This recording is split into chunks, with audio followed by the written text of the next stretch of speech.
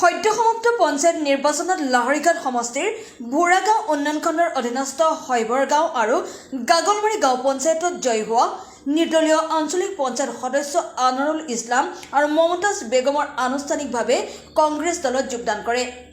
জনপ্ৰতিনিধি দুয়োগৰাকী নগাঁও লোকসভা সমষ্টিৰ সাংসদ প্ৰদ্যুৎ বৰদলৈ, মৰিগাঁও জিলা কংগ্ৰেছ কমিটিৰ সভাপতি ৰমেশ বৰদলৈ, অসম প্ৰদেশ কংগ্ৰেছ কমিটিৰ সাধাৰণ সম্পাদক আনোৱাৰ হুছেইন আৰু নৱনিৰ্বাচিত ভোৰাগাঁও জিলা পৰিষদৰ সদস্য যুৱ নেতা মুবাশ্বৰ আহমেদক লগ কৰি আশীৰ্বাদ লোৱাৰ লগতে আগন্তুক কাৰ্যকালত ৰাজ্যৰ উন্নয়নৰ হকে কাম কাজ কৰাৰ সুপৰামৰ্শ লয়।